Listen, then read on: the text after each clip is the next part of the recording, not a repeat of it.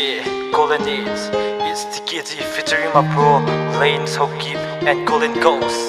They solo.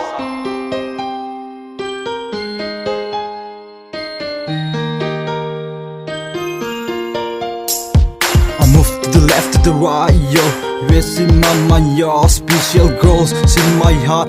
That is life and that is what I try to be a perfect boy, but it's rocky, but still try to be a perfect boy. I won't leave you alone. I'll be there every moment, every time. It's in your arms, you're my super girl.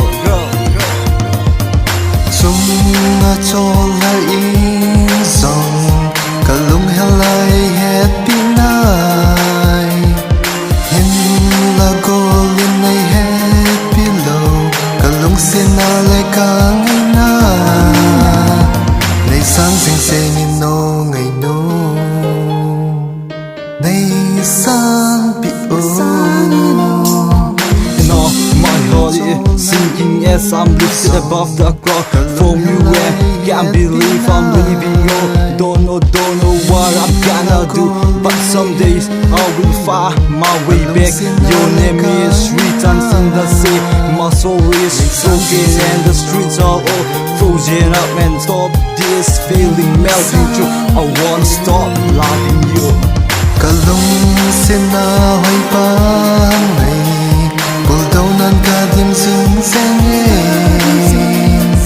Golden gen te to tinga May pulsing hiya na ngay se May sang sing senge no ngay no Nay sang pi o Facing trouble to my girl, facing struggle in the love. Kahim kho hiya na hiti din song ka gel boy. Lalong hazing kaya dingin kahim nga sing hey. Kum lel ha at salin kalung set na aking bay. Nang bo na hi kalung set, nang bo na hi ka ngay pen. Chulovin hong pazing o mola zen ang tang o tapa ka din del zingay nang ading ahing kahi hong kilein o sen lung day. Chuma chola in zong kalung hel na ay het pi na hin la golden ay het below kalung sit na le ka ngay na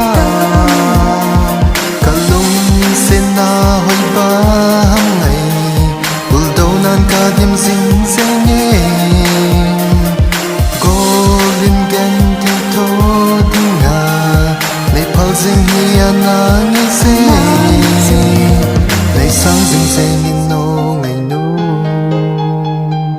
nay sang